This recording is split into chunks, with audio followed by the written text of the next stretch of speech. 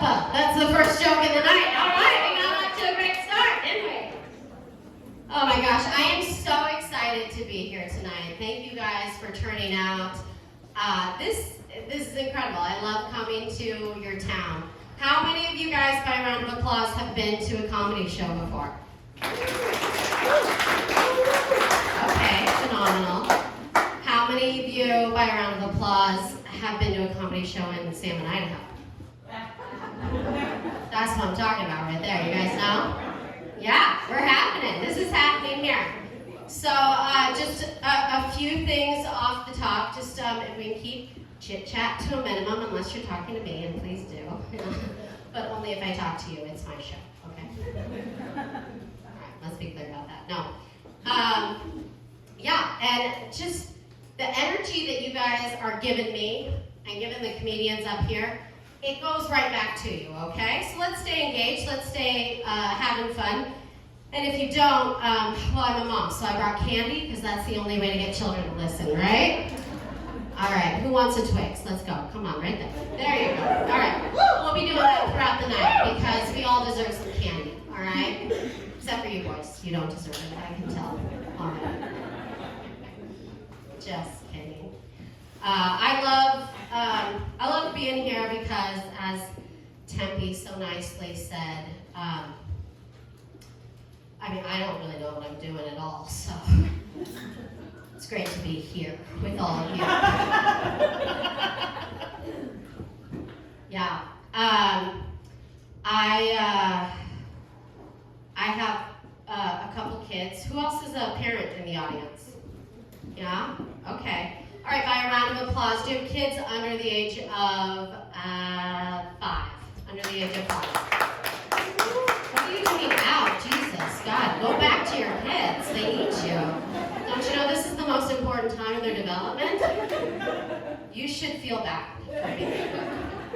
All right, who has teenagers in the audience? Give me a round of applause. You have a teenager, sir? How many kids do you have, sir? Yeah, he's counting on his hand, you guys. This is amazing. I like this audience already. You guys are good people. I can tell you're good people. All right, who are empty nesters here? Give me a round of applause if you're an empty nester. Come on, shout it from the rooftops. You're an empty nester. You guys should be so happy. So happy. All right, who here is an empty nester but your children moved back in with you? Oh, God. That's the one we feel the worst for. I get that for sure. So I have a 6-year-old, my 6-year-old daughter, and I have a 10-year-old. He just turned 10. That was fun.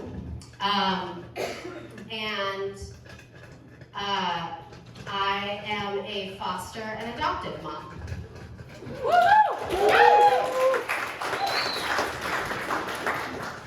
I knew you guys didn't know where to applaud, didn't you? Thank you so much. That is why I did it. I'll take my bow now. Yeah, actually, when people find out that my kids are adopted, they'll be like, "Oh my God, where did you get them?" Sweet of them to ask. You know, but I'll tell them. I'll be like, "Have you ever been to the back of the grocery store?"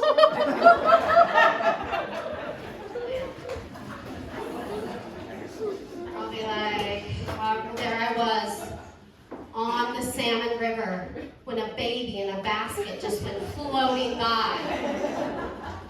It's like a story of Moses, you know? Honestly, it's an organic free-range farm. That is where you get children.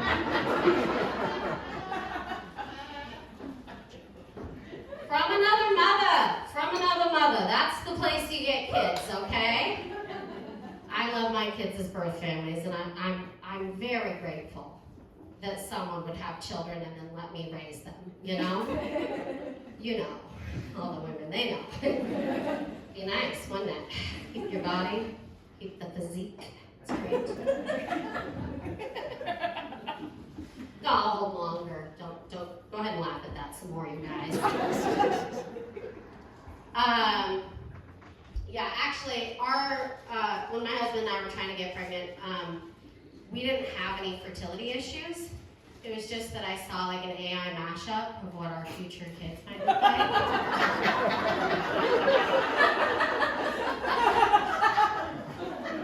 They were going to be biologically ugly kids. Did any of you guys have biologically ugly kids? Probably. We don't need to talk about it. I see some biologically ugly kids here tonight. I'm sorry. No. I'm a good mom, I'm sure you can tell, right? Yeah. A fun mom, at least. My kids, the other day, we were driving in the car, and they were like, Mom, did you know there's a swear word for every letter of the alphabet? Did I mention they are 6 and 10? So just a big...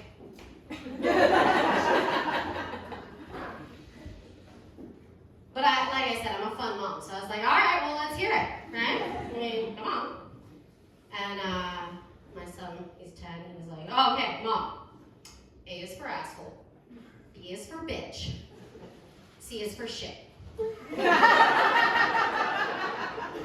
like, oh no. But my daughter, she's 6, she piped up right away. She was like, no. C is for cat's asshole. I was like, all right, well, use it in a sentence. And she goes, wow, look at that cat's asshole. And it tracks, it works, honestly. I was like, good job. You are the smarter one, for sure.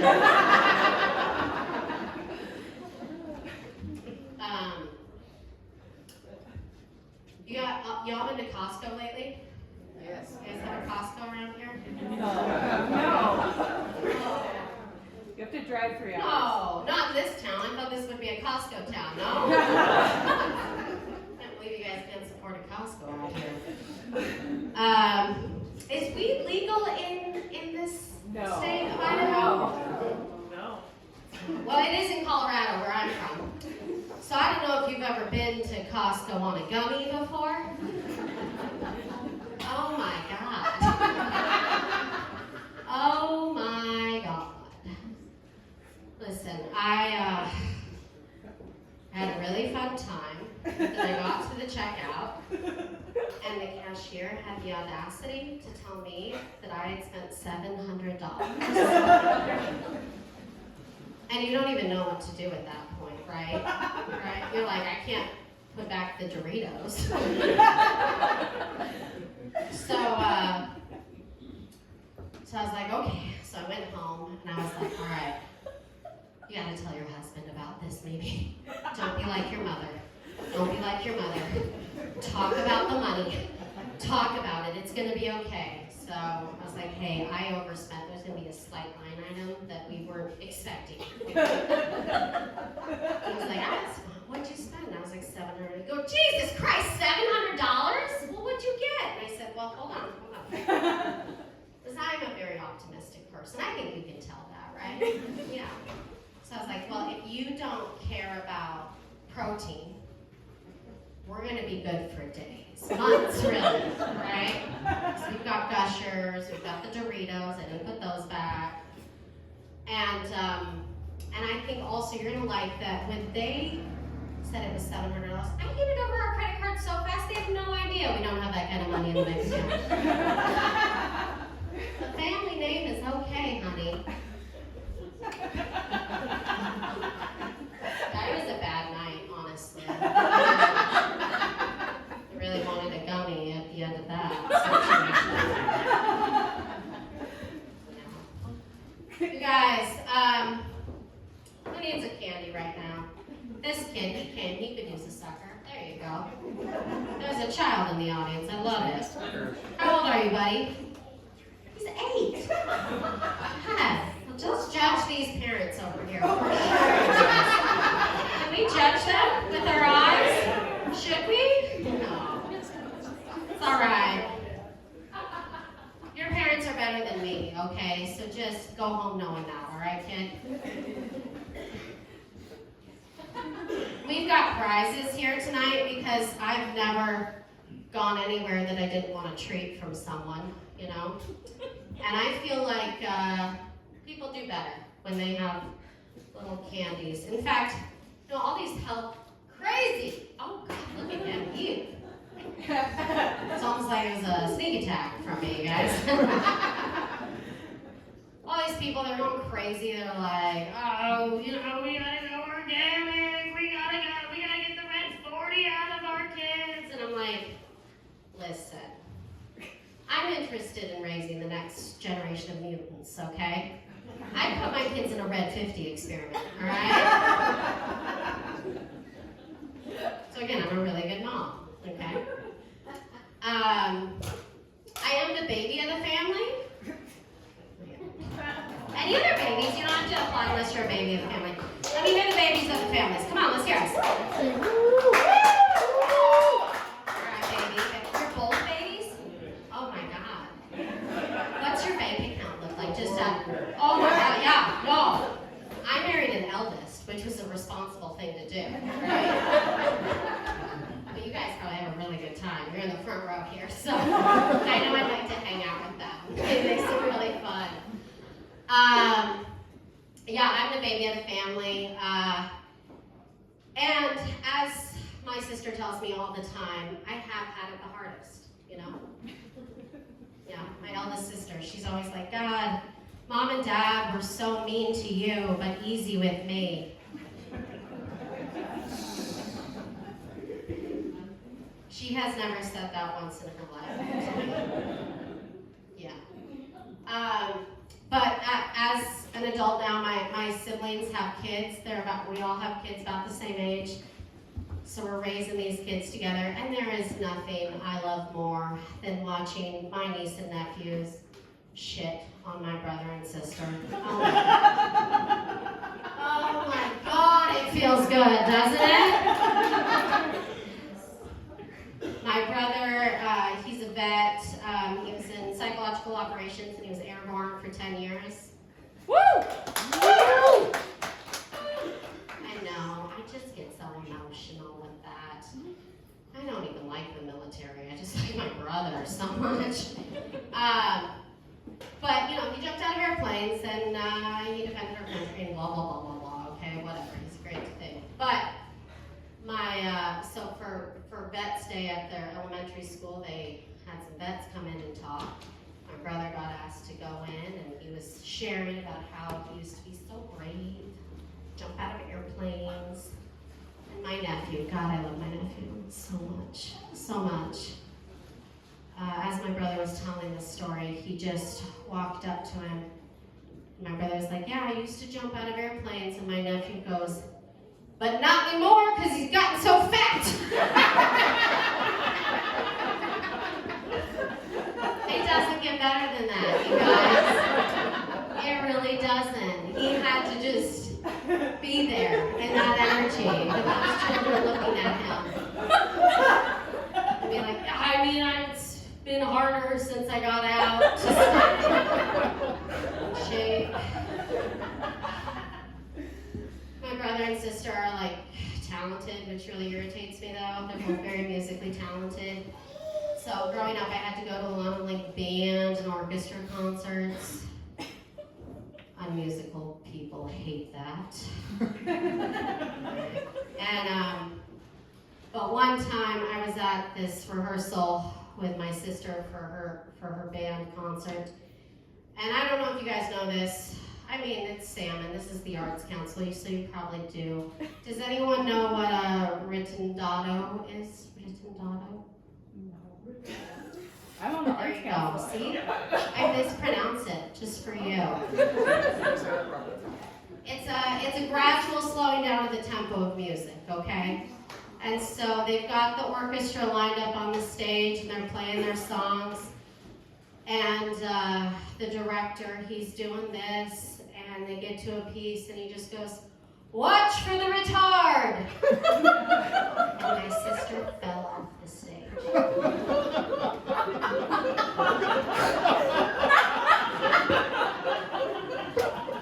I know, it does not get better than that, you guys.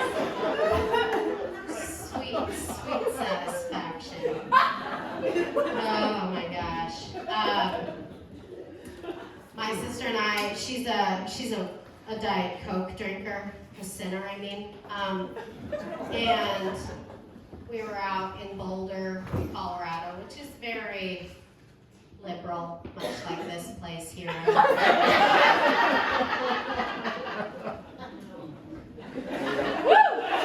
Cheers. And, I ordered an artisanal limeade, as you're supposed to do. And she ordered a Diet Coke.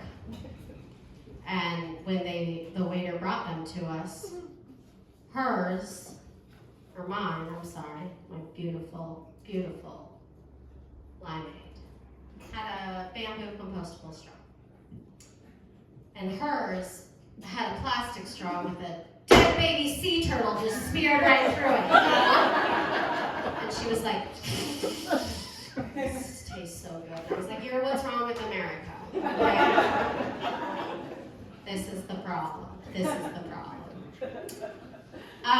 So during this show, I'm talking to you obviously right now, and then I am going to bring up Eeland here in a little bit, and then we're going to then come up together after he's done yapping at you, and we're going to do some giveaways, all right? Who here likes to be a little bit competitive? I knew I could count on you. Let's get our fists out for our neighbors here, okay? We're gonna be telling some stories, and anytime I'm with an audience, I love to talk about myself, obviously. I am here in the spotlight, but I always love. I'm just as curious about all of you, and I think that you guys normally have phenomenal questions. Sometimes they suck, I'll be honest, but I like to have a lot of fun with the audience, and so we're going to do some Q&A, we're going to do some things. So the more you guys are engaged and are speaking up and are participating like a group should, we're here together, we've got this time together, the more you'll be rewarded. And so I want to try to give away one right now. So I'm going to take 3 stories from the audience. Unless they're all really good, and then I'll have to go to a 4th. But I'd love to know, what is the most annoying habit that your sibling has, okay? Yeah, it should be like that. And we're going to give away this amazing cheese, okay? This is a cheese thing, all right? I will tell you why I picked this out. Is right now my kids, the thing on the playground is called the cheese touch. And they just will run up to someone and tag them. It's sort of like cooties. And they'll be like, you got the cheese touch. Didn't cross your legs, Mom. Nothing was crossed. You got the cheese touch, Mom. So they're annoying. So I don't know what your annoying siblings do. Tell me, someone's got an annoying story, right?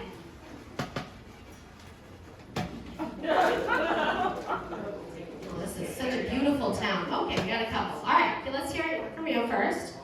Are they here right now? Okay, all right, here.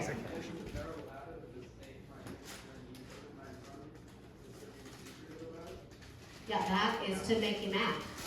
Does it work? Yeah. Oh yeah. All right, what about you? I have a sister that never shuts up. Me too. And then, Actually, I'm the sister. me never shuts up. How dare she? I can't hear a word in next one. Are you the younger or the older? I'm the older. You're the older? Yeah, it's your fault. Sorry. Anyone else? What's an annoying thing your siblings do? Someone's got to have something over here. Come on, guys. Oh gosh, you love them so much wholeheartedly. They've like never made you mad, ever. I love my siblings. They're so great all the time. Little boy, do you have any siblings?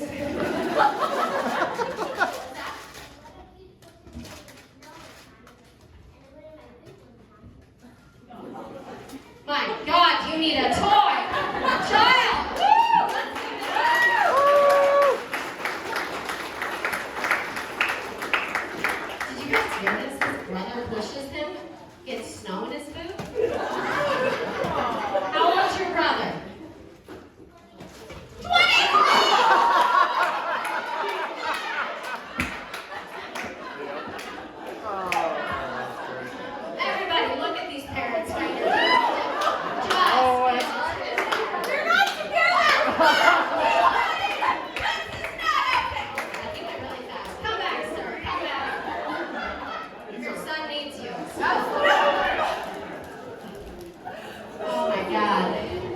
magazine. You guys are so much fun. You're so much fun. I'm gonna leave you here pretty soon. Honestly, yeah.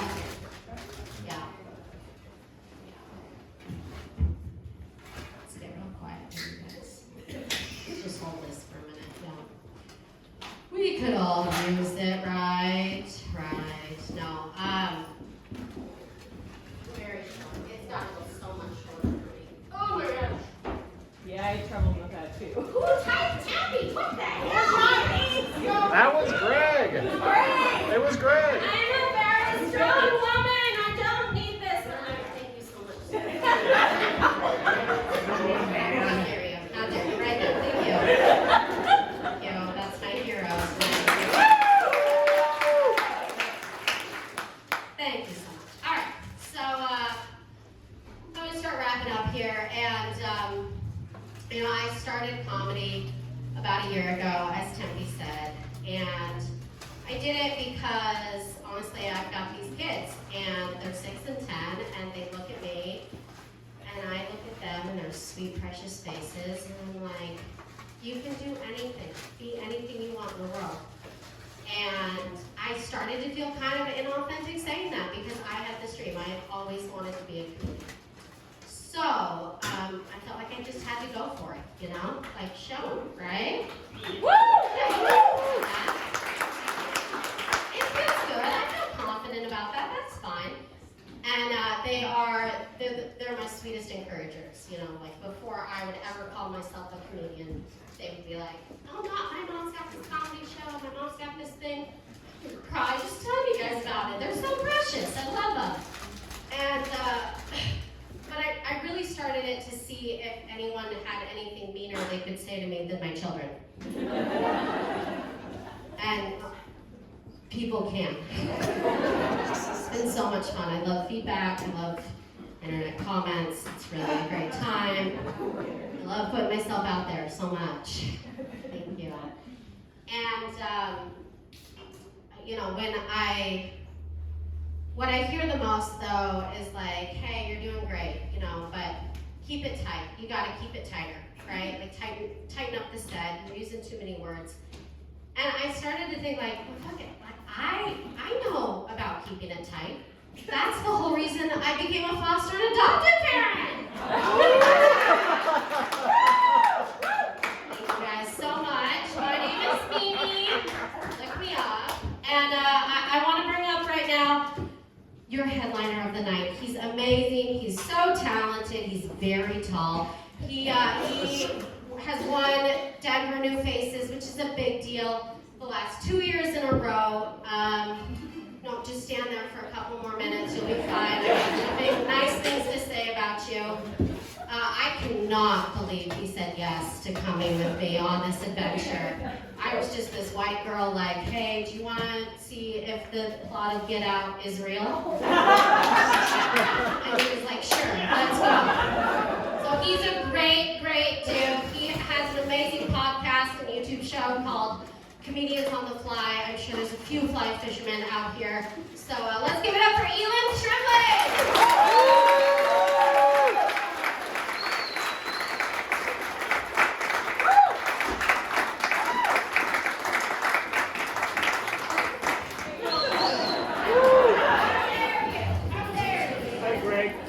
What's up, everybody? How's it going? I'm just gonna do the whole show like this. You guys having a good time? You guys having fun? This is a dream come true. I never thought I would make it to Salmon Arts.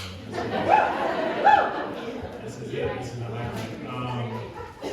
Just to let you guys know how this is gonna go. I'm gonna tell some jokes. I did not know this was gonna be a church. So I planned out this set list not knowing this was going to be in church. And I got here and I was like, Lord, please forgive me. I'm going to say a couple bad words. You okay with that? You good with it? No, I'm going to talk to you. He's here. You okay with that? You okay with bad words? All right, I'm going to say a couple bad words.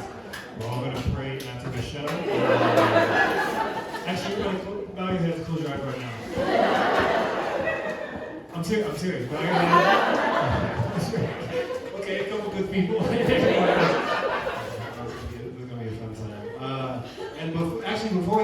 give it up for everybody behind the bar in the kitchen.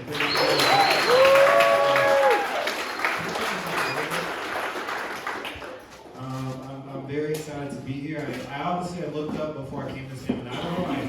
I was really nervous about coming here. A couple of friends were like, "Oh, this is a sundown city. It's a sundown town." And I was like, "Oh, that's not safe. That's not a good thing." And I realized that they meant that everything here closes at 5 p.m. on the Saturday. And I was like, "That's why it's a sundown town. Because no one's outside doing anything. Because everyone's at home." You guys came to the early show. You're excited to be here. You guys like it'll be daylight by the time we get home. It'll be nice. March Madness. Here's a couple of facts I looked up. This is one of the whitewater rafting places in the world.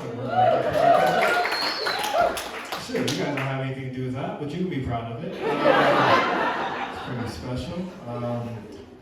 This one. You guys have a huge rodeo? You guys have a huge rodeo that happens? You said no? You don't like the rodeo, sir? No, I like the rodeo just fine, but it ain't huge. Never met a man competitive about a rodeo. Okay, cool. What's the best rodeo to go to then? Well, if we're speaking about the best rodeo, it's going to be Las Vegas. But the biggest one I've ever been to is in Spokane, Washington. Okay. Which is about 45,000 people bigger than this. Oh, yeah, because this town is only like 3,000 people. Yeah. Which is incredible. It was funny that I walked here, it took me like 20 minutes to walk here, and that's not the joke, I'm just telling you. I like walking before a show, get the love flowing, and like every person I passed was was very friendly, and I'm like a reserved person, like I don't like being bothered, so every person I walked past, they were like, "Hey," and I was like, don't talk, don't talk. You don't know me. I'm like a secret agent in this city. You don't know what I'm here to do. And after like the 5th person, I was like, "Oh, everyone's very friendly." I was like, "Hello, I had a good afternoon. What's up, everybody?" And then by the 20th person, I was like, "Oh, y'all ain't got no black people. That's what you guys were excited. You're like, oh!"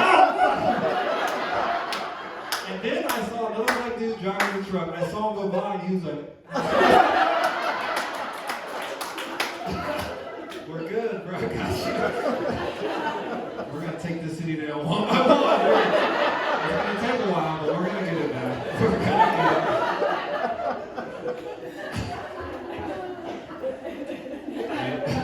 And then, how do you guys say salmon? Because I've heard a couple people say it a bunch of different ways. Is it? The L is silent. Salmon like the fish. I know like the fish. Salmon. You don't say like salmon. People say salmon? Okay, welcome to relax. He's watching, so don't be an asshole.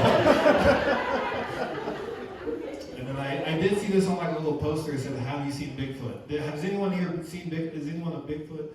And it feels weird to say in the church. Is anyone a Bigfoot believer? I believe in Bigfoot. I genuinely do. I used to go to Mount Hood, Oregon every year, and one summer I was up there with my best friend, and we were like camping. It was like our 3rd or 4th summer up there, and we're camping, right? And so we had gone up to the mountain. We like snowboarded all day. We came down. We were like, all right, we're gonna cook some food. And so we cooked some food. We like go back to our tents, and it's like 11 o'clock at night. It's like a full moon. And we're just like talking between our tents, right? I had to be like 16 years old at this point. So me and this kid were like, yeah, we're adults, we're living the life, we're doing it, And in the middle of the night, I just hear my friend scream. He screams as loud as he can, and I go, "Yo, what's up? Like, what's going on?" And he goes, "Something just touched my tent." And I was like, "Nah, you're just joking, man. You're being silly. You're a little goose." And it gets really quiet again, and he screams again. He's like, "Dude, something is like walking around my tent." And we like both stopped talking, and you could hear like footsteps walking around like our tent. And I was like, I thought he was just like messing with me. I was like, oh, he's just being an asshole. Like he's just trying to scare me, right? And so after 10 minutes, he screams like at the top of his lungs. And he goes, "Bro, something just pushed my tent." And I was like, all right, you have to stop playing. So I like pulled out my little pocket knife. I was like, "That's big." And I was like, all right, are you serious? And he's like, "I'm serious." And so as he's saying that, like I see the shadow because the moon's there, and like something like is walking by, and I like catch the glimpse like of the shadow. And I was like, and he was like, we have to get out of here. And I was like, cool, like I'm down with that. And he was like, on the count of 3, we're gonna run to the truck and jump in. And I was like, sounds great. And he goes, 1, 2, and on 2, he left. On 2, I just hear his zipper, his tent unzipper, and he takes off. And I was like, I fucking hate it. So I get out of my tent, and I've never been to tracks. I'm running as fast as I can. And I'm afraid to look back, because I feel like if I look back, someone's gonna be like, grab me, and I'm gonna die. I was like, I'm gonna die tonight. We jump in the car, we like drive down the mountain, we like sleep in his 4Runner, like in the front seats all cramped. We go up to camp the next day, and this is a true story. Our tents had been like, we ran out of our tents, like we didn't have time to like zip up or clean up. Our tents had been zipped up, and something had like pulled out the stakes and like folded the tent like perfectly like in the square with all our stuff and like zipped it up. And we were like, oh man, that was the crazy bear that we saw. And then the next time we get up to the top of the mountain, and this old guy who's lived on Mount Hood for like years was like, yeah, it's probably Bigfoot. And we were like, really? And he was like, or just like a really horny moose. And I was like, okay. I think I would have taken the horny moose. That would have been fun. You guys are great. Okay, this is gonna go better than I thought it was gonna go.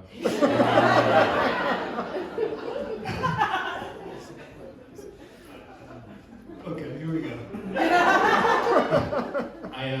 I was born and raised in Denver. I was born and raised in Colorado. This is why I sound like this. And a lot of people ask me. They ask me because I'm from Colorado. They go, "Oh, you were there when weed got legalized. What was it like?" People go like, "You were there when weed got legalized. Like, where were you when weed got legalized? Like, tell me about it." And they say like it was 9/11. They're like, "Where were you the day weed got legalized?" Like, I was in middle school, you know. Selling the weed, but it really messed up my business. But because I grew up in Colorado, I never was like a tough guy. Like all my cousins grew up in like, they were like in gangs in like LA and in Chicago. They were like really tough guys, and I was like, I just didn't have it in me. Like I don't think I would survive in jail just because I'm really ticklish. And you can't like be gangster and ticklish, you know, you can't. Like my best friend's brother went to jail when I was in high school. My first thought was, yeah, they're gonna tickle the hell out of him. They're gonna pin him down and get to his feet, you know, like he's gonna have to wear 2 socks on the yard. Because what's most guys fear? Let's be honest, what's most guys fear? You go to jail and what? Drop the soap. Right? That's not my fear. My fear is going to jail and washing my hair.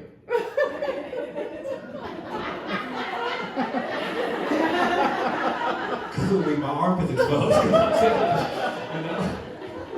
And ever since then, I've like been really afraid. Like I try to like overcompensate about how tough I am. Like I was driving a car one time with my best friend, and this car cut us off in traffic, and I said out loud in the car, I was like, oh, geez Louise. And my friend was like, what'd you say? I was like, geez Louise, cuz. Like I tried to make it, I like tried to be tough, you know? We got out of the car and I was like, let's skedaddle, man. Have you ever skedaddled? It's my favorite white person activity.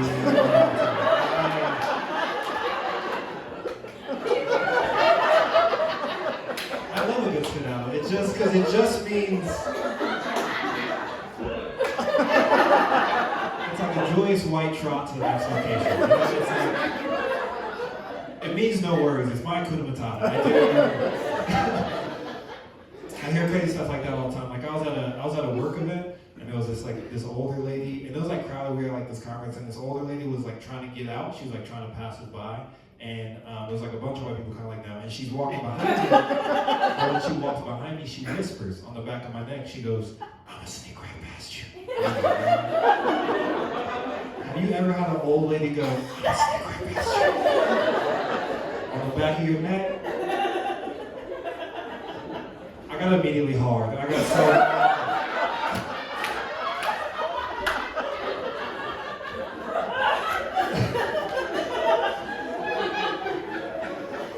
I looked back and I was like, you better stop, Dolores. You better stop. I will dick you down in this Hilton. Okay, that's. I'm just testing the water. I'm seeing where the line is and just how much. We're just gonna do this all night. We're gonna dip our toe. We're gonna get out of it. You know? And look, I promise you, we're not gonna talk about politics. But I do want to say this. I do think we need more voter suppression in this country. I don't think everyone should be allowed to vote. I think we need to take away the right to vote of a lot of people. You know? And I don't think I should be allowed to vote because when I vote, I just look at the names, right? I don't look at what people believe in. I don't look at what they care about. I just look at the names. So I just judge people based on the name. So if I see a woman's name on a ballot, I go, we should give her a shot, right? If I see a black dude's name on the ballot, I go, he's probably gonna help me out. You know? So I personally would have voted for Marjorie Taylor Greene because I feel like I've ever heard in my life. Like the first time I heard Marjorie Taylor Greene, I was like, oh, I know her. She braids hair. Like,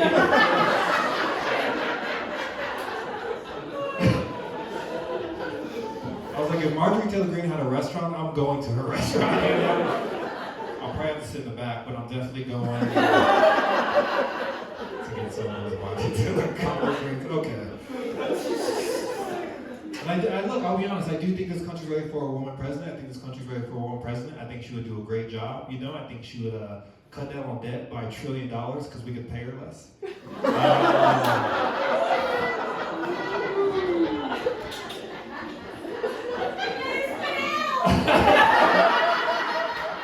Well, look, I went one side and I'm going back to the other. I told her it's testing. I want to see where you guys are at. You guys didn't like them as much as I thought you would. That's good. This is fun. We're just gonna have fun.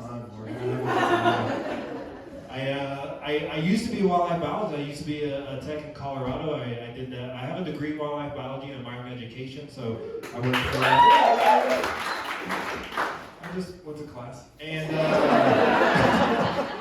just went to class, and it was funny. On my last day, I went to CSU in Fort Collins, Colorado. On my last day, this guy comes up to me and goes, "Hey man, can I talk to you for a second?" And I was like, "Sure." Like, what's going on? And he goes, "Do you have a second?" And I was like, "I got all day, man. I'm not doing that." And he said, "Do you believe in heaven and hell?" I'm like, 100% with all my heart. It's how I was raised. It's what I believe. He's like, "You believe in heaven and hell?" I'm like, 100%. And he goes, "God forbid. I don't want to happen. God forbid. If you were walking across the street, you got hit by a bus, where do you think you would go?" And I was like, "I don't know, 30 feet down the road."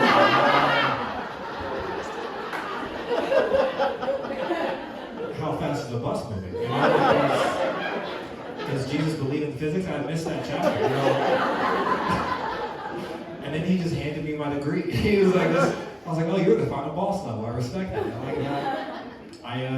For my senior project, I got to work with Colorado Parks and Wildlife. I worked with bears. I was a nuisance wildlife technician, so I just relocated bears and mountain lions around Colorado. And people ask me "Do you have any crazy?" I don't really have any crazy stories. The first day on my job, we had this bear break into a weed dispensary and eat an entire counter of edibles by himself. And I was the first person dispatch calls. So dispatch calls me and goes, "Hey Eeland, there's a black bear that's breaking into the dispensary." I was like, "You don't have to say black."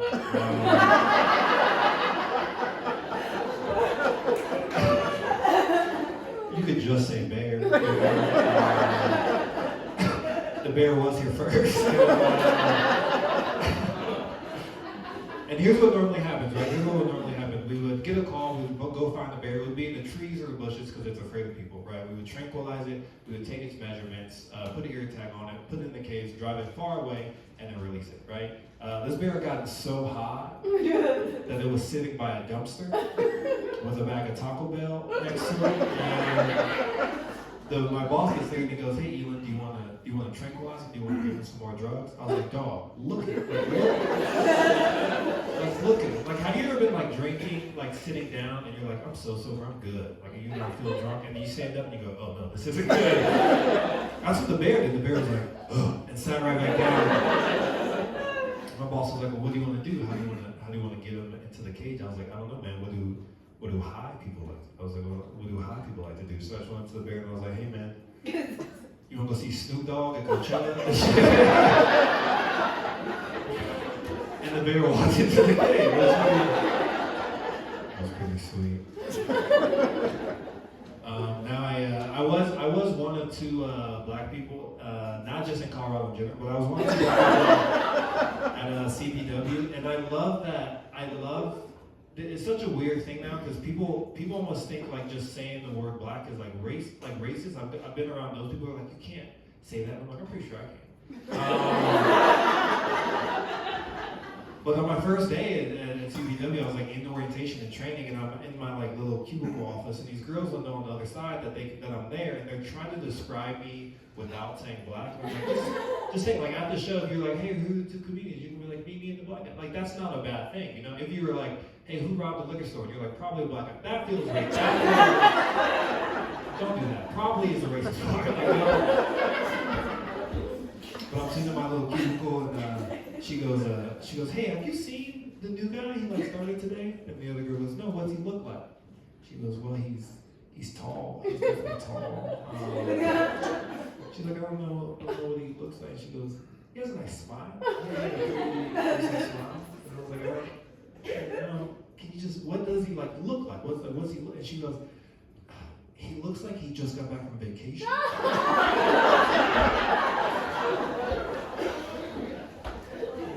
And then she waited a second, she goes, he looks like he was born on vacation. And I was like, hey everybody, that's me, what's up? It was a fun job, but then I started teaching kids, which was, they should let me do it, but they do, they need all the help they can get. I don't know if I'm qualified. I work with middle schoolers in Colorado. Yeah, they are the worst people on the planet. But also at the same time, they're like also the sweetest because they all like are on the internet, and so they want to be good people. Like they see these trends where they help out homeless people and they love different communities and they're open to stuff, but they're like still middle schoolers. Like I was walking in the hallway one day, and one of my students said to my other student, she goes, hey, what are your pronouns? Right to this other kid. And this other kid goes, he, him. And she just goes, nah, you a bitch. And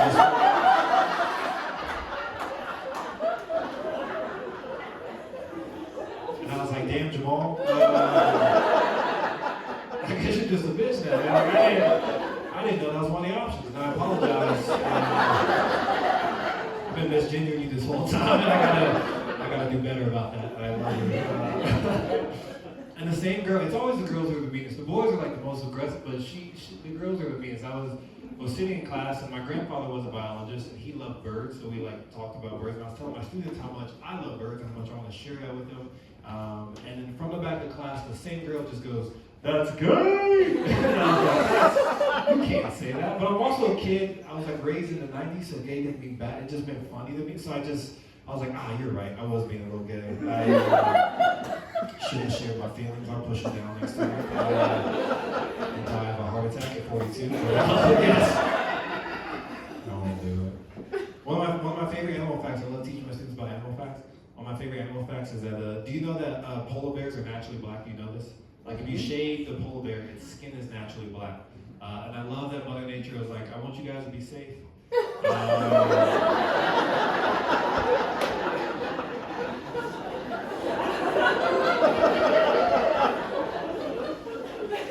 And if you shave a black bear, it's just Puerto Rican. Okay, that doesn't make any sense. Relax, that's it. I wanted to try that. That was fun. You guys are decent. I don't know which you guys like some stuff. It's very bright here, so I can see all your faces go, I don't like this one already. Or you go, I'm listening. I can see all of you, so I just want you all to have a good time. I'm not here to poke fun of anybody. I do have an adult lady living. I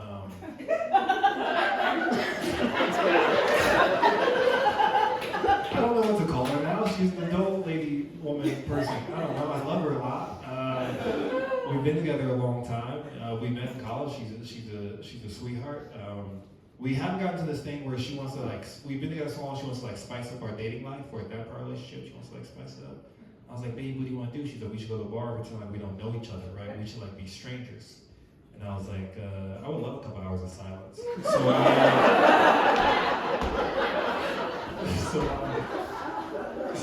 So we left the house, right? We left the house. I'm at the bar having a drink. I don't see my girlfriend, but I feel her come up to me. I've been with her so long, I know her energy. I can't see her, but I can feel her come up to me, right? She comes up to me, she taps me on the shoulder, and she goes, hey, I thought you were really cute. I saw you from across the bar. What's your name? I was like, ma'am, I have a fucking girlfriend. Leave me alone. And she was like, no, it's you. I'm like, no, I know this trick, lady. You're not gonna get me twice.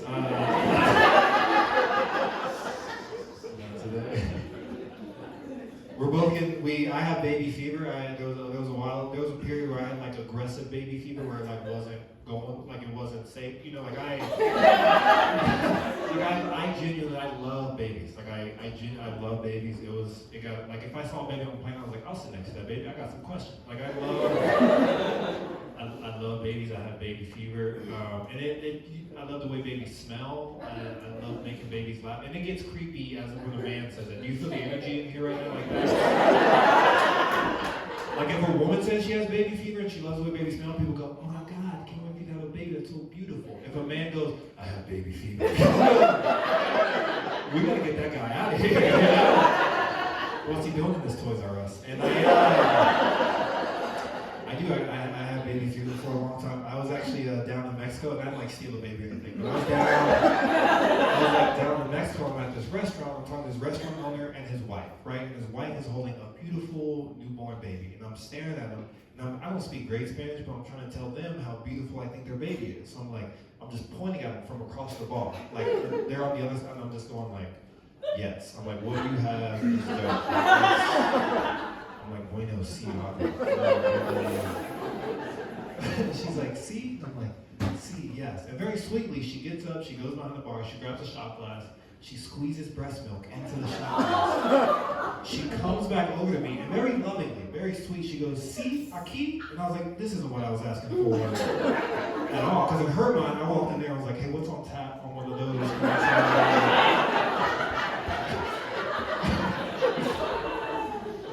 I still drank it. I still took the shot.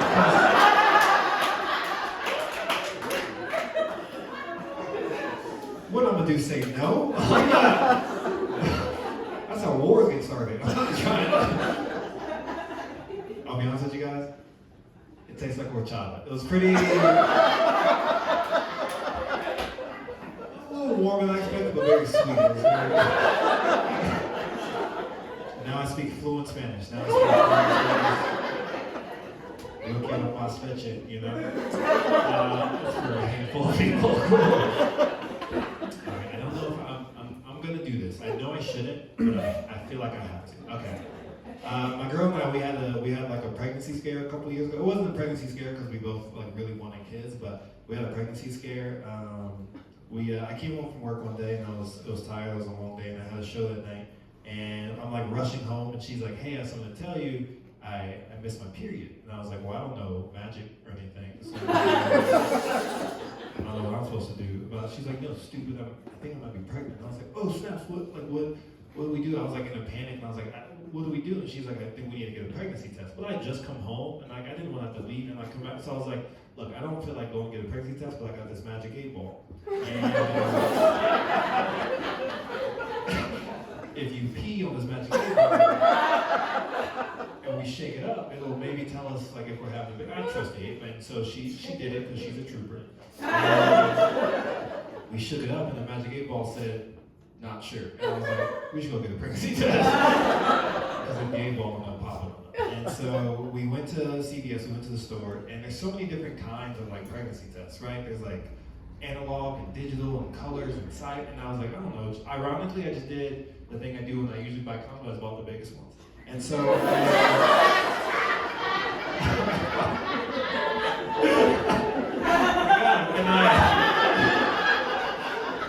I got the biggest one. That's a supportive laugh.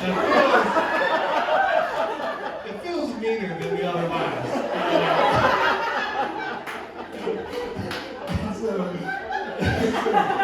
I'll let you sit for a second. So we ran back home, and do you like black guys? She's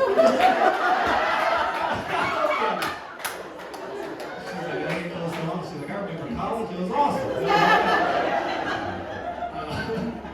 What is happening right now? for the pregnancy test, and we're excited to use it, right? So we kick out the door, we run in, and throw the box in the trash, we run to the bathroom, and it's like a really surreal moment. Like it's really quiet, both of us are like really nervous, and so she's like, I'm afraid, and I'm like, I am too, but whatever's gonna happen, we're like doing this together, right? And she goes, this is a big moment for us. Do you want to watch me use this? And I was like, well, I guess you did. Would you sure? Like I didn't. I was like, sure. I'm a trooper also. Like let's do it. But then I was watching her use the pregnancy test, and I kind of felt like a probation officer. Because I'm just standing in the door, like yeah, it better be yours. Like that. And she uses it, and like 4 or 5 minutes goes by, and we don't say a word to each other. We don't look at each other. We're just sitting there like quiet. And like I can hear her heart, like everyone, we're just like stressed, and it comes up and it's a smiley face. That was the result. A smiley face. And we were like, what? Why would they? What does that mean? A smiley face? Because we didn't know if a smiley face meant like, yay, kids. We're like, fuck those kids. Like we didn't know. Like who would put a smiley face in the box? So I ran to the kitchen, I grabbed the box, looked at the results, and the results were like, no kids! Disposable income! Like it was, that's what the box said. And then I'm sitting there with my girl, and like both of us are kind of relieved, but I had this thing where I was like, well maybe it's me. Like maybe it's like my fault, you know? Because I don't want to be crass or like too gross in here, but I've had a lot of sex. Like I've had a lot of sex, and like no one's gotten pregnant, you know, like nobody, like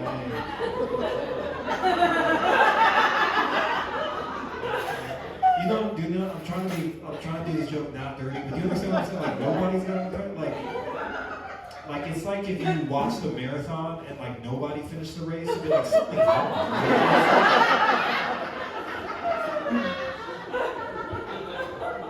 And so I'm sitting there, and I'm sitting on the bed, and my girl gets up, and I'm sitting on the bed, just like looking at the pregnancy test, being like, I don't want it to be me. Like I should test to see if like I should test to see if my sperm works, right? So I grab my magic 8 ball.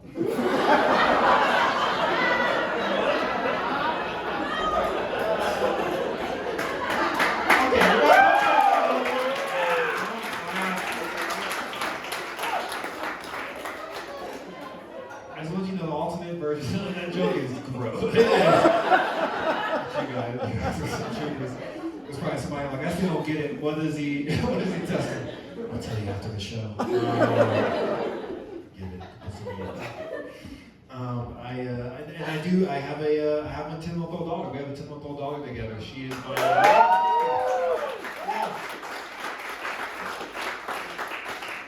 it works. I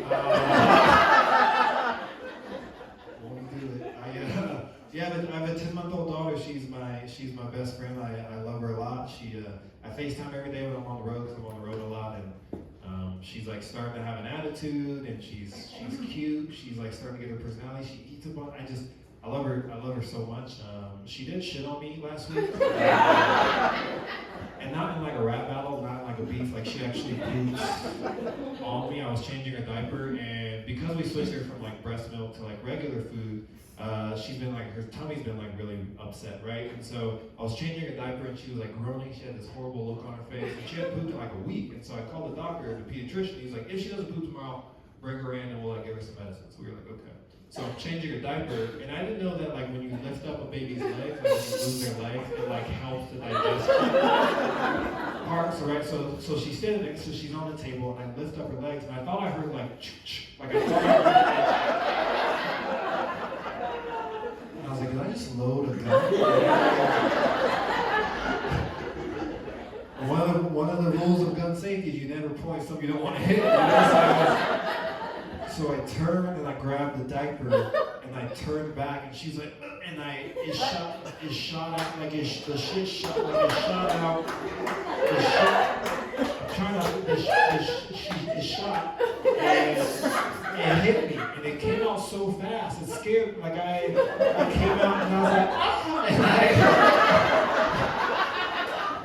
And I had like poop running down my leg, and my girl runs in, she goes like, oh my God, what happened? I was like, I've been shot.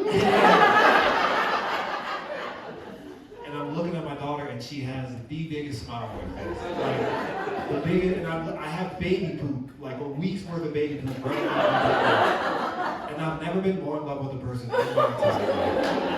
And this little girl just shit on me. And I was like, I love you. You know? Like, no other woman in my life could poop on me and I would go, you're gorgeous. You know? Like, there's a lot of attractive women here tonight. I checked. And if any of you pooped on me and then smiled, I'd be like, ma'am, you have to go home. This little girl just pooped on me and I was like, even if Beyonce pooped, like, even if Beyonce shit on me, like, I don't, wait, I'll be honest. If Beyonce shit on me, I'd be like, what you doing, girl? What you doing? You're so crazy, Beyonce. You're so crazy. Where's your diaper at, girl? I really didn't want a daughter, I'll be honest. I really wanted a son. I selfishly wanted a little boy. You know, I was like, oh, I'm gonna teach him how to do a lot of stuff. I'm gonna teach him how to like fix a car, build, like do all these manly things. And I was like, I don't know how to do any of that. I did really want a son, you know. I looked at my little girl, and she is the love of my life. But I wanted a son. I mainly wanted a son so I could hit him. You can't hit a little girl. Like, you can hit a boy. You can't hit a little girl. You know, like, I can't look at my daughter and I don't mean like take my day out, but just like, you know, like hit them.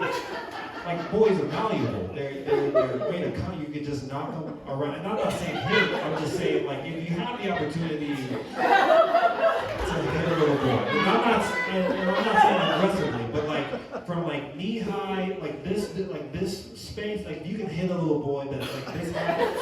And if you're around a bunch of boys, not even hit them, but just, have you ever seen a boy like at a family reunion or like a little kid run past you and they're running full speed and they're big at their head is and it's like a projectile, and you don't even have to hit them. All you have to do is just kind of guide it so you can run into something and you just go, that was fun. Like, I'm not saying,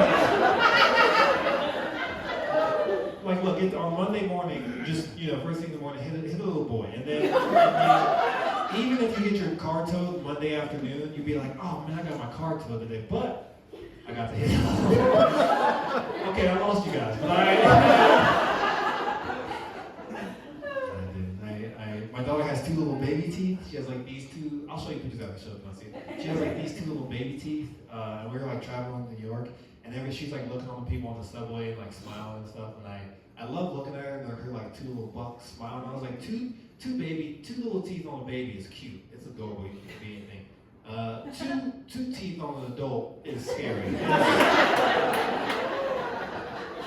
Two baby teeth, you go, I want to help that baby. You know, I want to help that baby. Two teeth on an adult, you go, we got to get out of here. Where's his shoes at? You go.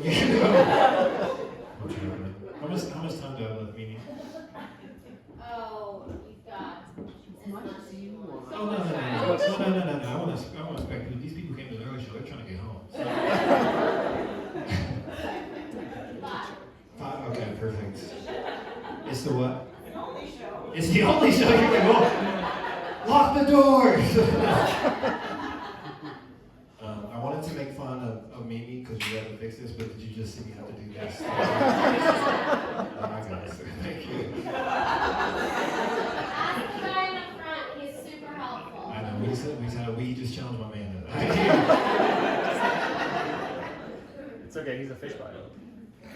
You guys are really great. I want to try this. Is it okay if I try something brand new on you to see how it goes? Okay. Comedy, don't talk to you. Comedy is all about, like, we try jokes, you know, we come up with them on the way here, we come up with them like at home or whatever, and then you write them down. And then you go on stage and you try it. Sometimes it goes great the first time, sometimes it doesn't. If you really like it, you like keep trying to figure it out until it's like funny. And now everything I write it comes based in truth, and then I kind of explore everything after that. I used to be an ass man. I still am a little bit, but I used to be an ass man. But ever since I had a baby, like I've like evolved to appreciate women's bodies and the ability that breasts are literally like only reason that we're here as human beings. Like, it's the only reason we're here. And so, like, as a kid, my breast evolution is pretty fantastic. And that's actually, it's a game I'm creating called Breast Evolution. And like when I was a kid and I saw breasts, I like didn't know what they were. I was like, I didn't know about what they did or who they belonged to. Like, I didn't know about breasts. I didn't know about taxes. I didn't know anything. And then when I got to high school, breasts got like interesting. They were weird but interesting. It was like a lava lamp. Like I didn't know how it worked, but I was fascinated. I couldn't stop staring. And I was like, that's cool. How do they do that? You know? And then when I was in college, I was just trying to see breasts all the time. I was on a mission. Like I just want to see some breasts. You know, I felt like Tom Cruise, like I would rappel from the roof.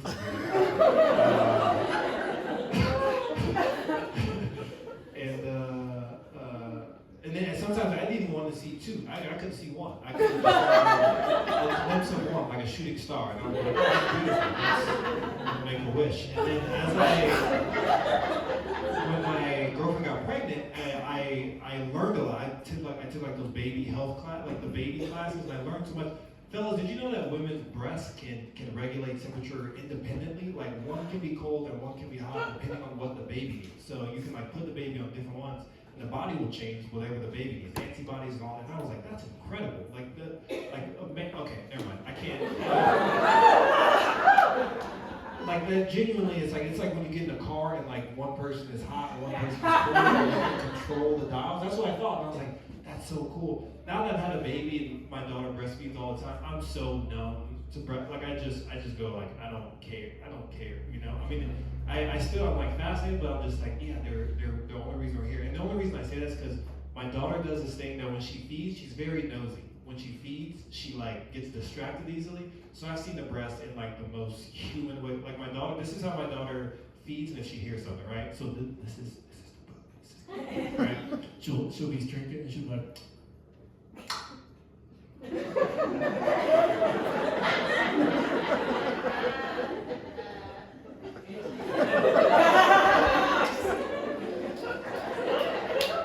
That's the whole joke. Okay,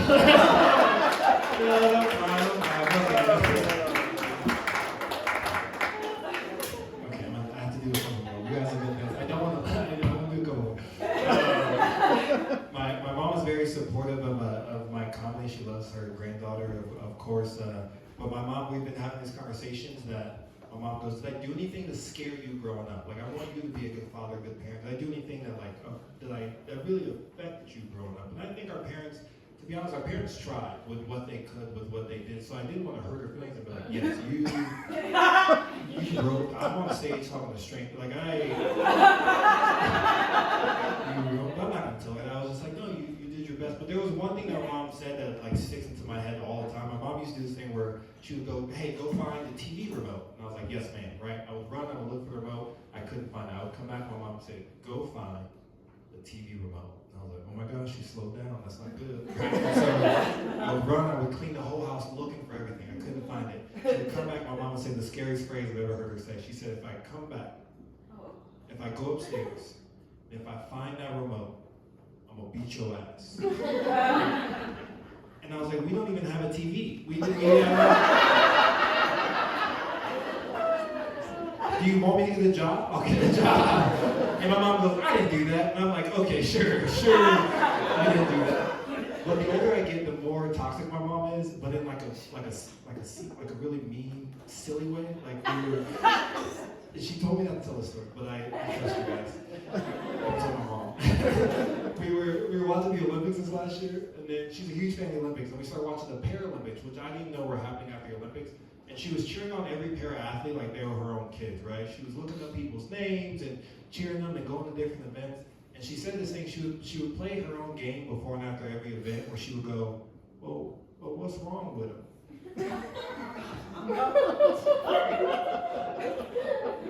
And I go, Mom, you can't say that. It's funny, but you can't say it, you know? And she wasn't doing that out of malice. She was genuinely like, what were the disabilities, right? And I feel some of you judging my mom. That's what you got. I'll fight everybody in this room. Because we've all done it, right? We've all done it. We've all been in like a parking lot and you've seen someone in like park in a handicap spot and get out and walk in and you go, well, what they got going on? It always feels better if they do like a little dip. You go, oh, okay, that's okay. You go, oh, you got a little leg. That's all right. You got a little leg. Last time I'm on this I'm on this council. It's not as great as the Salmon Arts Council, but I'm on this council. I'm on this council in Denver where we teach people about wildlife and do like the environmental education and make sure people vote with like science-based management rather than just like feelings or what they see on Instagram. And so, because Instagram, I just want you guys, the internet's not a real place. We're all gonna die. We're in like the final season of Earth. Like, this is it. I didn't mean to bring it down, but it's true. So we try to teach people about, wildlife. And I work with this guy named Dan. I probably shouldn't say his name either, but I work with a guy named Dan, and I don't like Dan too much. We've never gotten along. He said stuff to me that I don't really enjoy his presence. And you guys can picture however you expect Dan to look like. That's what he looks like. And so we're leaving the meeting one day, and Dan goes, "Can I talk to you?" And I'm like, "Sure, Dan. What do you have to say?"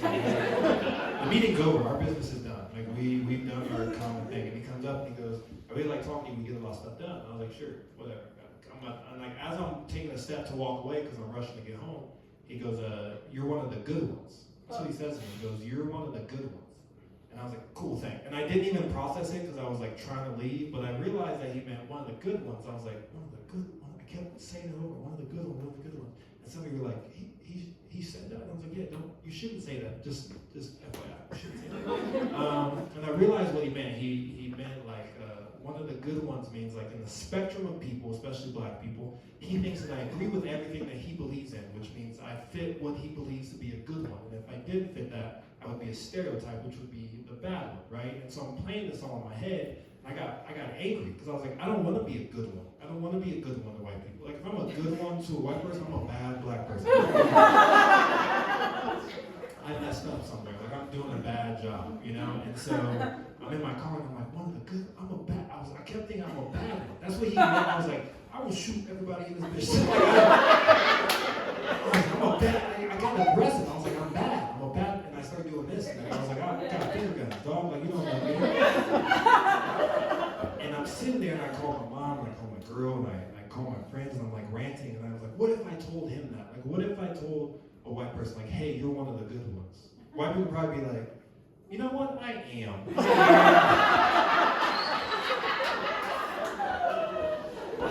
Thank you for saying that. Thank you for saying that. No one's so mad at that. My name's Eeland, Stribling. You guys have been absolutely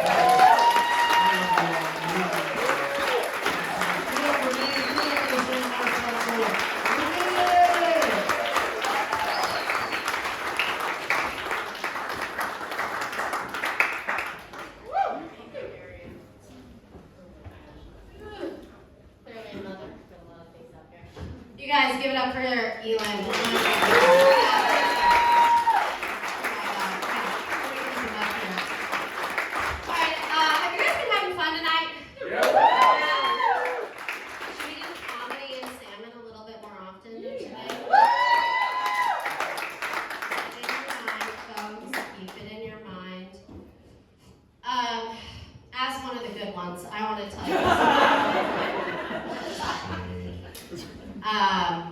Actually, some of what Eeland had, okay, he's going to take candy.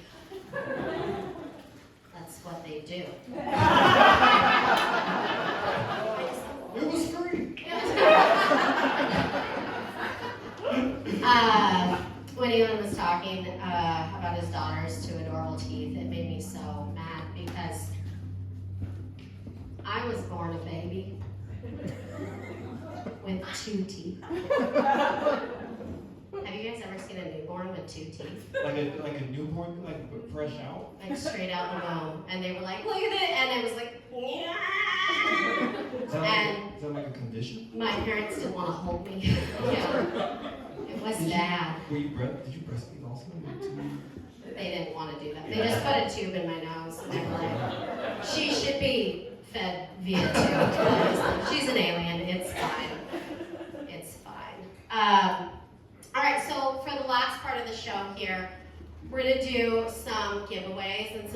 engagement. Are you guys warmed up for that? Do you feel ready for that? Yeah. You guys have been such a fun audience tonight. Incredible. Give it up for yourselves. Yeah, you guys, we did a show last night in Missoula, and you guys are way better than Missoula. But like, I didn't say that because I love you, Missoula Country Club. I would love to come back. Please. Shh. Keep it down, you guys. They can hear. Alright, so we've got some things to give away. And so we're going to start with some questions, okay? And the first thing that I want to give away is this PS5 squishy remote, okay? So this is what we're competing for tonight, all right? You guys got it? Eeland, tell them about the remote.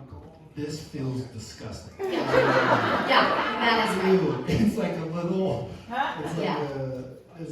A baby had that in their mouth earlier. Yeah, it was on the floor.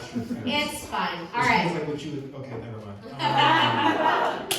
You'll know. It's a fake PS5 remote, sure. Yeah, it's amazing. Really good prizes up here tonight, you guys.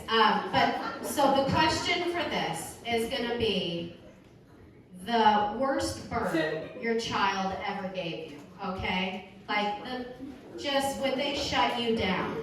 You could even, if you're this group right here of young men, you could even say something you did to your parents that was a sick burn.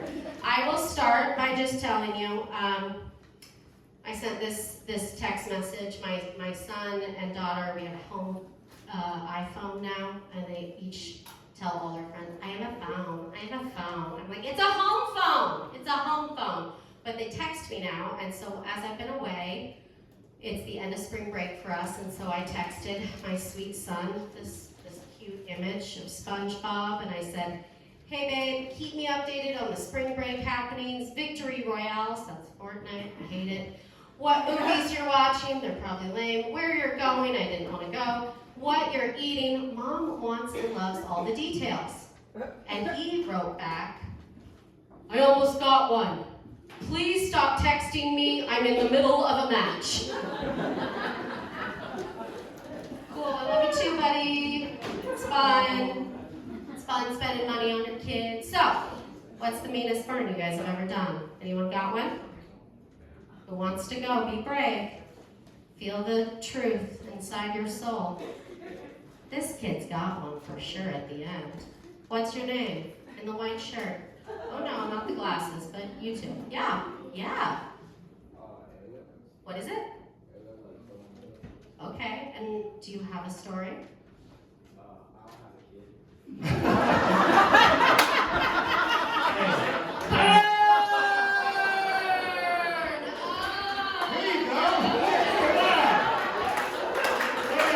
have a kid. We wanted that. We know you did. It's good. Doesn't that feel insane? Doesn't that feel the same as I feel like we should pass around that. Yeah, I mean, it's gonna be a weird show. People will be like, what was it like?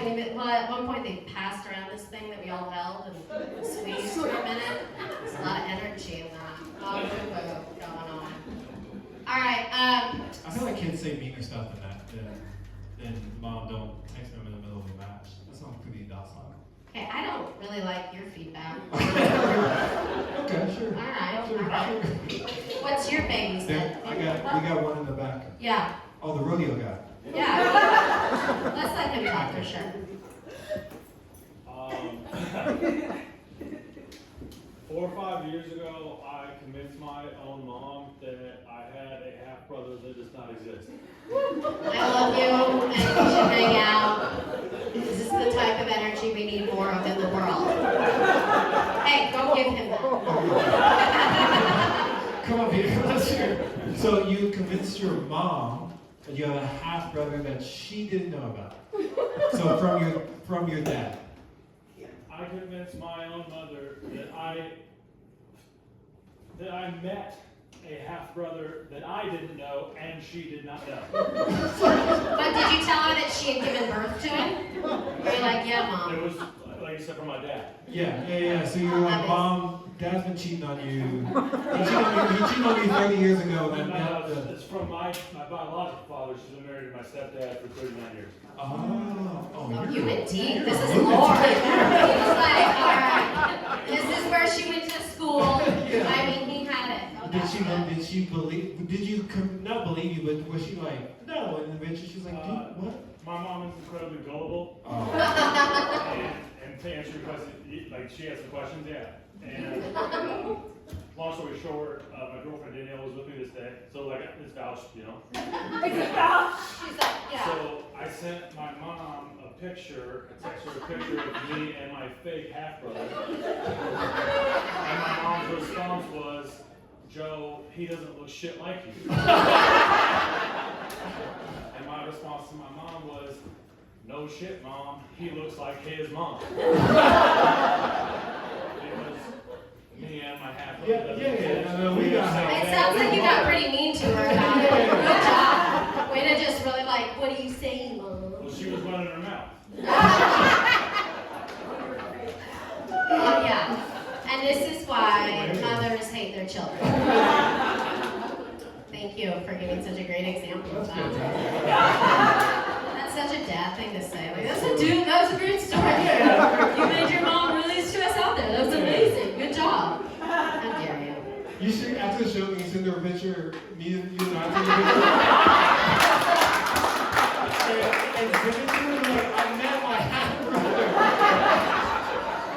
My mom would believe it. And then you should probably charge people for that service. Sure. I would just send me I just want to see the text after. Be like, what the fuck? That's fun. I like that. All right, cool. That's fun. Cool. All right. For our next giveaway here, we've got smoker friendly. We've got a box of cigars here, as well as a really cool lighter and cutter. And you know, you used to give cigars for when people were born, right, babies? Didn't they used to smoke in the delivery room? Yeah, and it was a better time back then. Yeah, men stayed out of the delivery room like they should have. They had cigars. I stayed above the wall. Did you? Yeah, I stayed above the wall because I was like, that's not my place in the world. I did my time there, and then, but the person pulled out my girlfriend's uterus, like she palmed it like a basketball, and then just like she was like, "Do you want it?" And I almost passed. I was like, no, but it like look, but it has like all this value and stuff. And then we looked it up after we like got rid of it. And I was like, yeah, you could have sold Placenta. $15,000.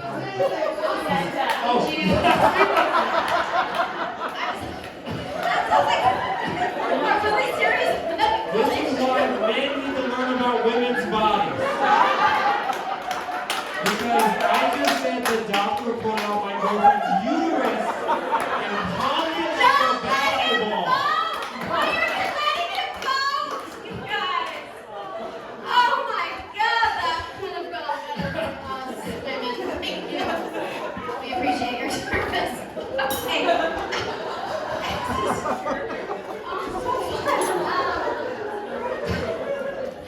Okay, so this gift here.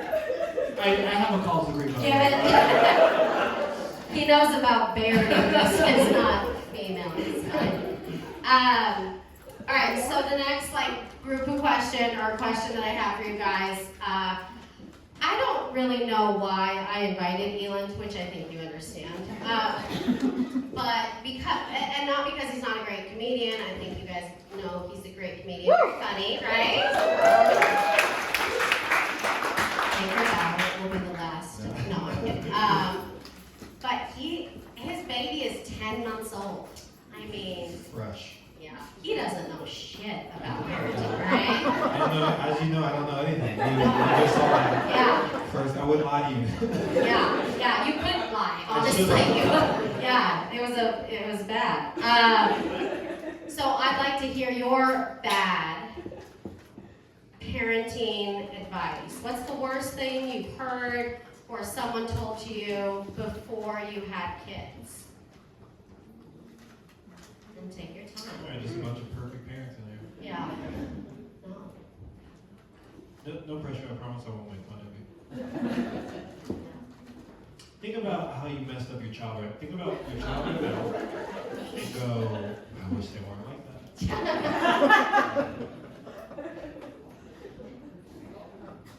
I got one over there. Got one? You guys. We're still in progress, and that's ours. Oh, yeah. Oh, yeah. I guess that's true. Yeah. I feel like some of the typical advice is like, Sleep don't when let the baby sleep with you. Yeah, well, you have a sleep one back here? Sleep when the baby sleeps. Sleep when the baby sleeps. Isn't that sweet? I'm gonna say. That is And get a house cleaner. That's not you. Don't have any other responsibilities. Just have that baby. And I think we're pretty supported by the government on that, so it's good. Don't look at me. You look at them. You're the one that voted. I did my part. Okay. I barely voted. I cheated. Eeland and I are fist fighting after this, so you guys can take bets. Okay, I well, do fight Scrappy. Oh, we got one right here. Come on. Never threaten to throw the baby in the oven. Just threaten. And go, I'm gonna throw you in there. No, it sticks with them the whole life. Did you do this, ma'am? I did it to my sister. Oh, Baby. I like that. You were the eldest, So wait, right? wait. Yeah, So- again. so- Just the worst. oh, so you did this to your baby sister? Yeah. Oh, okay. I thought you did this to like your. Okay, you did this to your baby sister, and you're like, I'm gonna throw you in the oven. Well, that's not the worst of it, actually. Okay. When I held her over the basement stairs and threatened to drop her down. Okay. Is your sister still with us? No! Shockingly, You're she like- died at the bottom of the stairs. She's living in the It's basement. crazy. Yeah, that's pretty good. That's pretty good advice. Don't throw them in the oven. Don't threaten them. I don't know. I feel like threats work a little. Threats work a little bit. Like, how it makes some noise if you were spanked or if you had like strict parents, like pretty strict. Oh yeah. Don't clap. Don't put your hands down. Everyone's like, oh, yeah, Mom. Yeah, like I don't know. I can't. I feel like I can't threaten my daughter. She's already. I can already tell she already has an attitude. If I take some out of her hand, she just goes. "Arr." I don't like that. But she's a girl. My daughter has more power in our home than anyone should.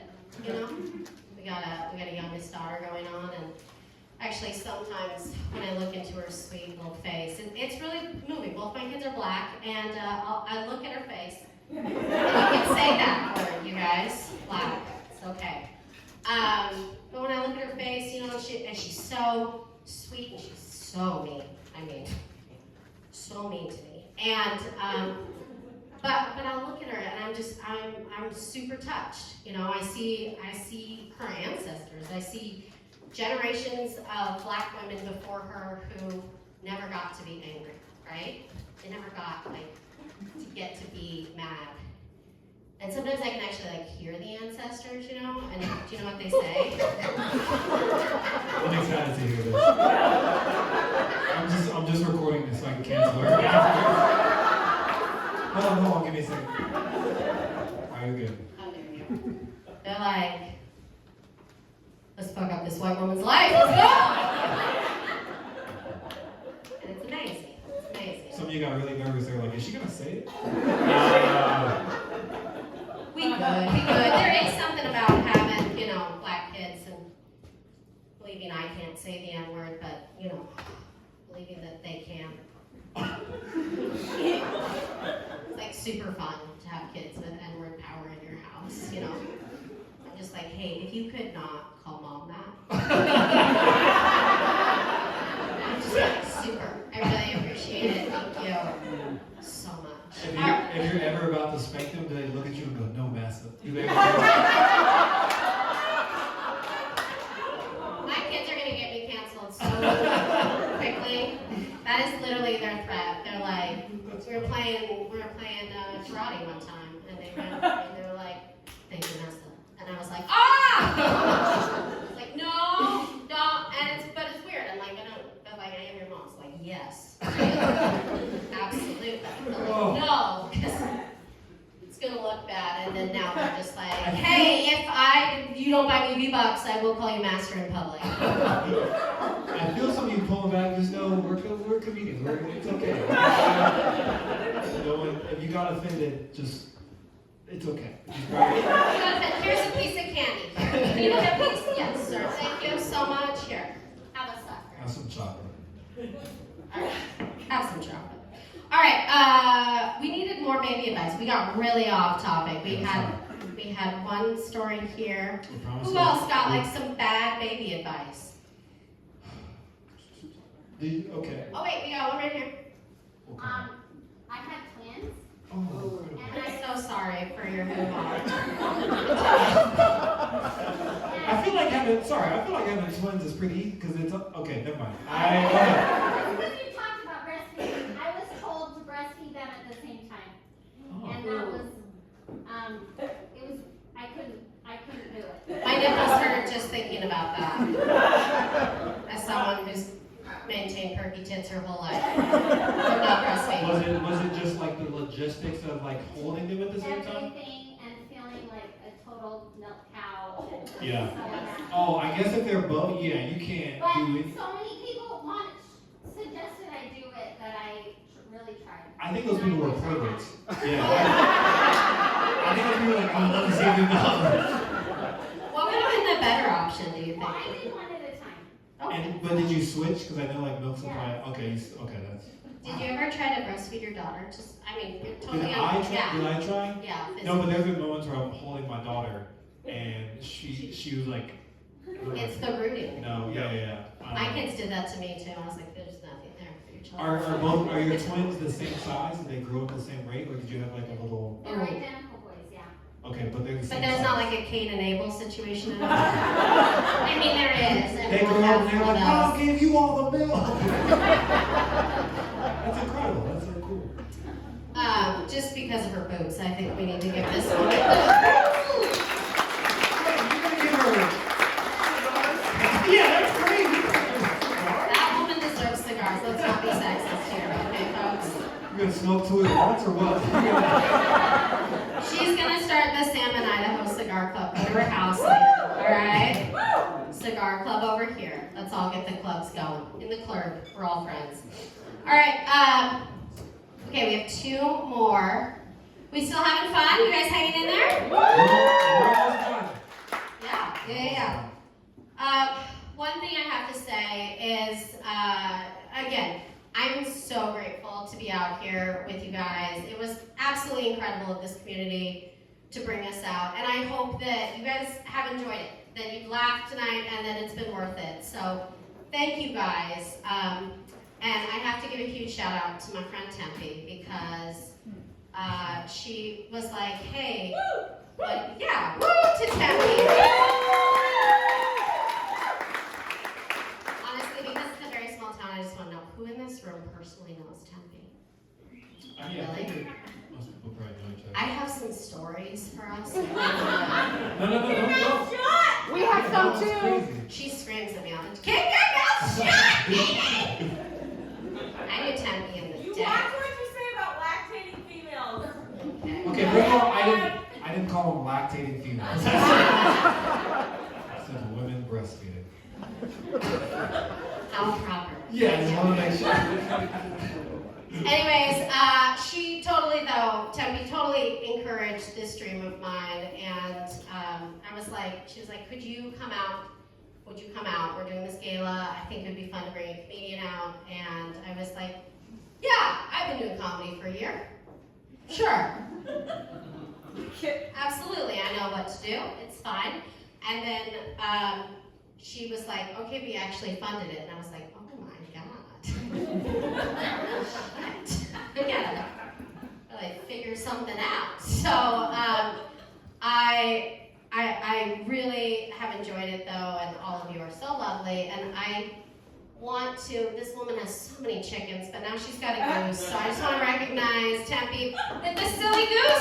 You're really nice. Your silly goose, now you have a silly goose. Pop out an egg and you squeeze it?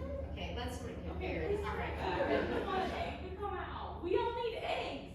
Okay, this is unpredictable behavior. This woman does have actually all of you have right I now, wish you I could guys. And if you ever have a chicken, I just want to tell one quick story about Tempe, which is the worst thing. Yeah, you may leave, because you should, because this is shameful. Tempe's, she's such a weird bird person. You're a weird bird Oh, I person love too. birds. You guys' birds are Mount Bluebird, and I love bluebirds. It's like one of my grandfather's favorite birds. Okay, go. Sorry. I love birds. We're not pro-bird up here, okay? You're not Come on. pro-bird. All right, now. Tempe loves birds. She said that's good.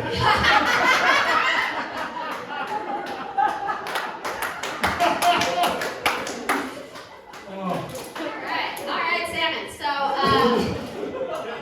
So Tempe, back in the day, I have a dog named Frank. I'm a dog girl. I love dogs, and when I say a dog girl, Yorkies, real small, feisty little animals. They hold my anger, all right? And so I have this dog named Frank, and I love him, and I sleep with Frank because Frank, he tries to get into the womb, he's barren, but he's trying, and so Frank and I are kind of one. It's in here, okay? All right, I don't like you. Get out, you out. So Frank is my baby, and Tempe, in all of her glory, is like, ew, you let that dog sleep in your bed? Ew, that's so gross. And then I see on Instagram, she has fucking chickens in her back pocket. And I'm like, chickens? I'm like, Tempe, you said my dog was gross. He doesn't shed. Your chickens shit all over all the time. And she was like, well, I lay a towel down.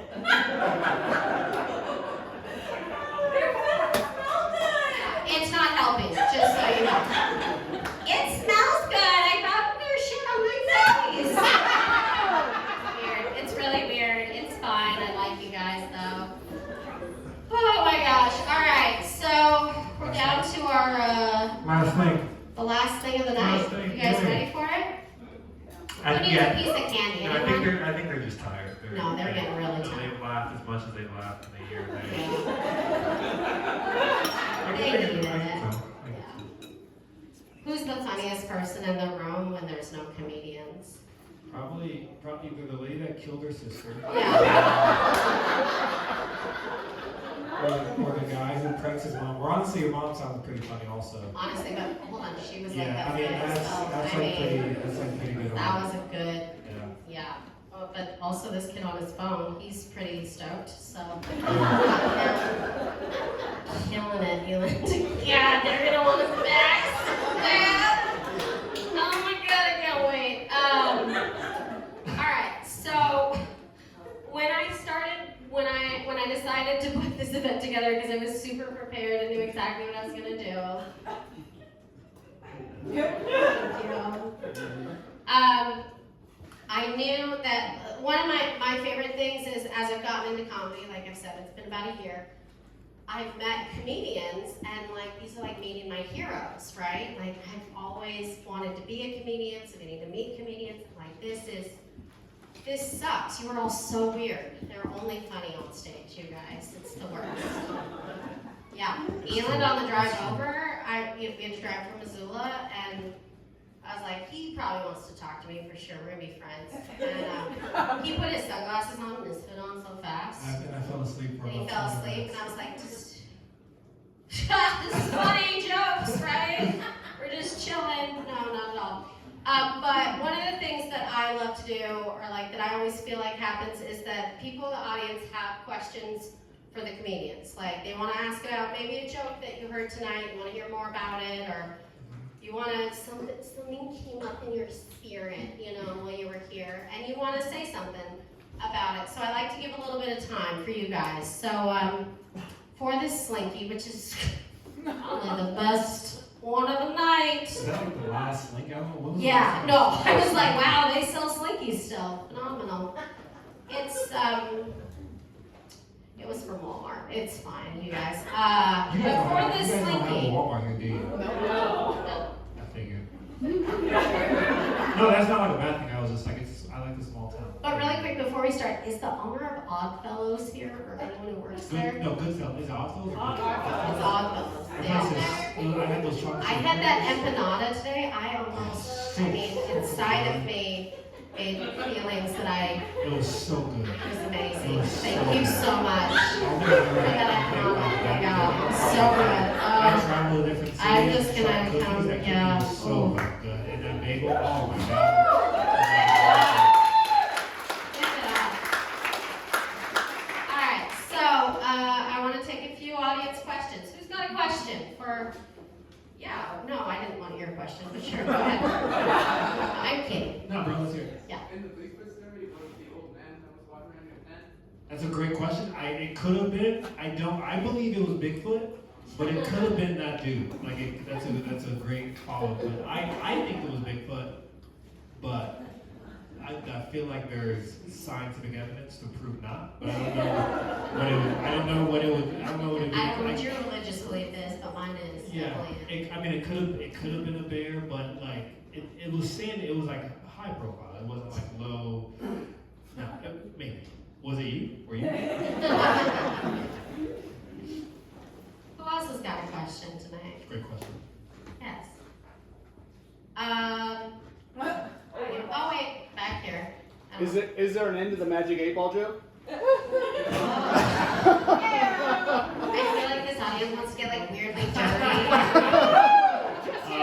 Yes, the baby. Yeah, the baby. Okay, I just want to know if there was really an end or not. So. Yeah. Okay. It's Not for if here. I was in a comedy club, I would be more comfortable. But it's just about the volume. It's just. What did the 8-ball say? It is Amen. What did the Well, look, 8-ball say? Look, I don't. We should. No. I'm trying to say this in like a good what. A good Christian way. I can't.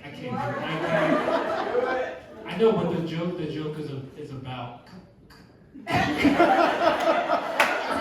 Moving on. Next question. your act is what it's about. Okay, keep it tight. Keep it up here. Let's just all say right? this. I have to do it because I want to see what the energy is. There was a sign going to the basement that said, "Your kids are allowed to play in the basement as long as they're adult." And I was like, "How do we get in trouble with that anyway?"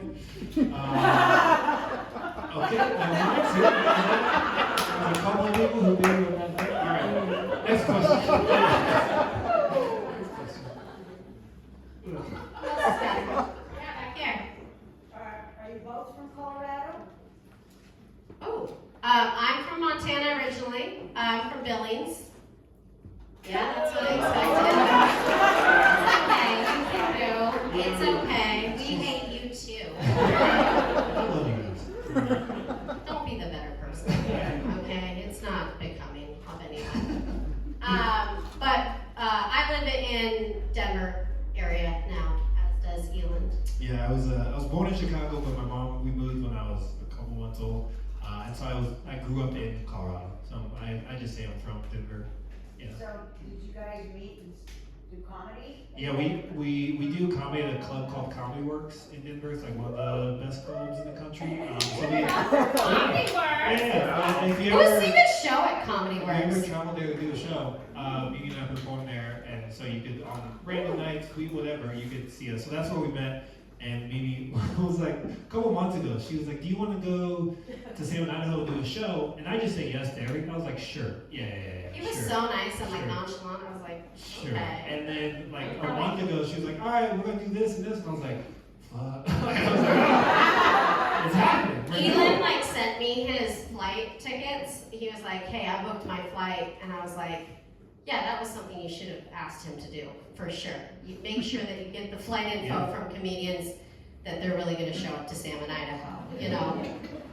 And I want to come back. I'm a huge. I like to fly fish, and I wanted to go, swing for some steelhead today, but it was too cold, and I. Really, he was like, "Brr." So I want to come back and because I heard there's like great steelhead, and I hate steelhead fishing. I think it's dumb. I hate fly fishing. I hate swinging for steelhead because it just feels like you're cold and miserable for a long time. But people were like, "You'll catch one there," and I was like, "Cool." So next time I come back, I want to. Well, somebody asked Eeland a question about his amazing podcast show, Comedians on the Fly. It's not leading at all. Go ahead. Very organically, go. Do you have a podcast? Tell me about it. I don't actually know if it's a podcast. Is it a YouTube? Yeah, I take comedians fly fishing, so I take like some of Denver's best comics right now, and it's gonna branch out. But I take comics fly fishing, and I like teach them how to fly fish while they tell stories about, you know, families or shows or whatever. So it's really like not. I'm trying to get sponsors. Sounds pretty lame. Did you ever actually fly fish? Probably sucks. Boring. Well, no, I don't. Yeah. Frank. Right, yeah, you wanna do your My dog. your DEI brown trout joke? I don't want to do that. Oh, there's people. Are you from Salmon, or did you follow Eeland here out of curiosity? I'm definitely a creep, yeah. That's tight. Oh, he's got a creeper! No, Do you know where he's staying tonight out here? I just- Okay, good. All right. I haven't done this on stage, but I like made a video while I was fishing about how Donald Trump doesn't like brown trout because they're DEI. This is gonna go over so well. Thank you so much. I love you, and you're welcome here again. All right. And how he wants to get rid of rainbow trout because it's not God's way. And how they're both invasive species, so he would be doing like an ecological service. Like, that's not why he's doing it, and that's the whole joke. It's very silly. Yeah, that's the whole thing. It's just, oh no. That's amazing. I'm super grateful that Eeland came and showed up though, because when Tempe had this thing actually go down, I was like, shit, I gotta find someone who could understand Salmon, Idaho people, you know? I'm the only one. You know about yourselves, right? Yeah, you're good people. That's what I was saying. 100%. Go ahead. 2 fast questions. Oh, 2 fast questions. Go. A lady checked her phone. She never told I want to go home. How did you get into comedy? Really fast. Go. Give them the rapid story. All right.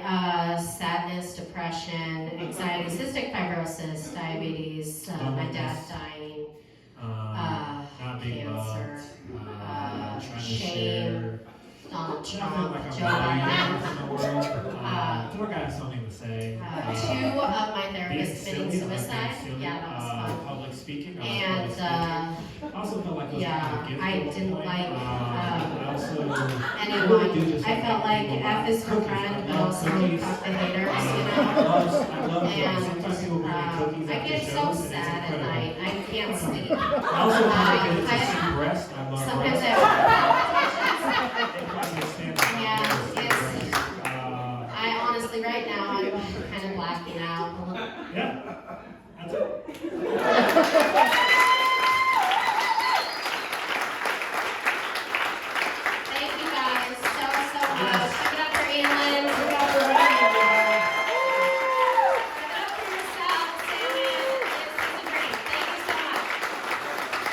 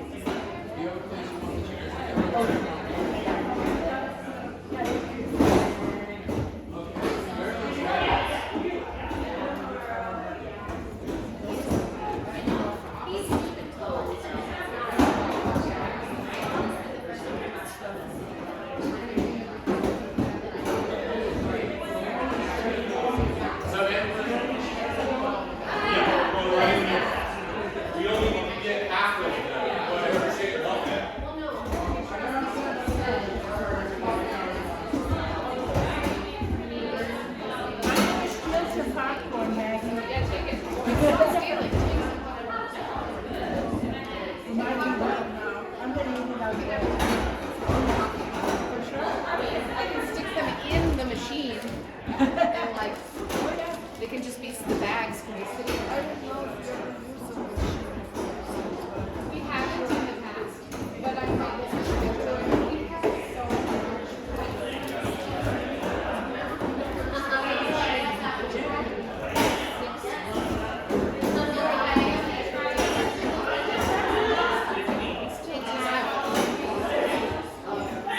these things.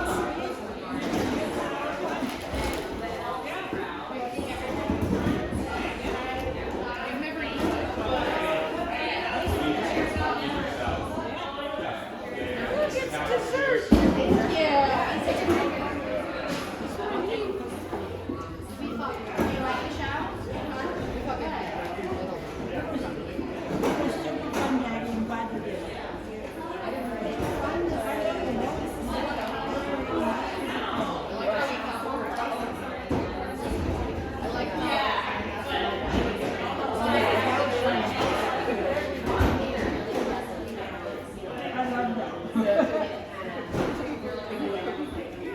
I told Travis to take another cookie. He mentioned wanting a cookie. Okay. I'm not taking this one or this one. Ask him which one he wants.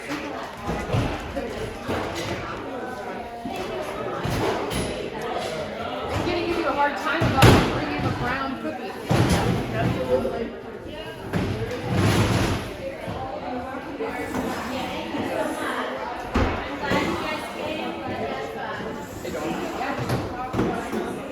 Where are the... And there were 4 on each side. That was out.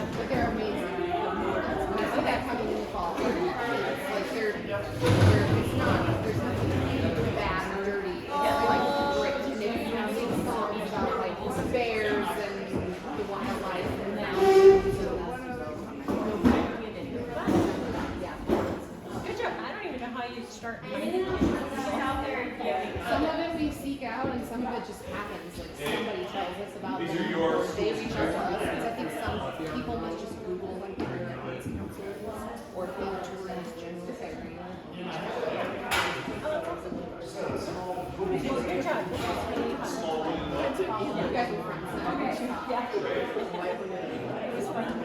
I feel bad about not taking you on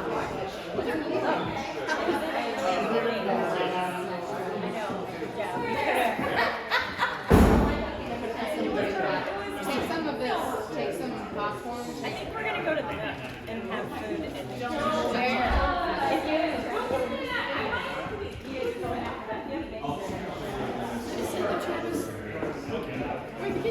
I don't know, I'm sorry. Is she there? Either way, either we have to take them out there and bring them back, or we have to take her out and bring her back. Yeah.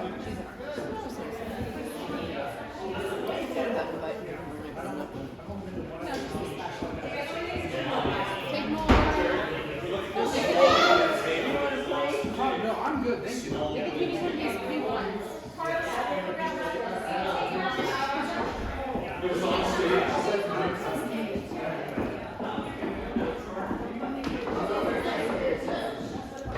To church tomorrow. Stick her right in there to keep what I said out. So the reason that I asked about where Jessie lives is because I saw the email that she had broken a leg and was at the mat. And I had a meeting earlier this week about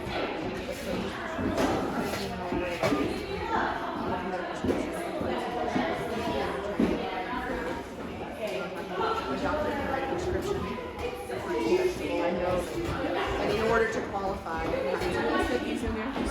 In there, well, just it would be give them a church. You can have a church.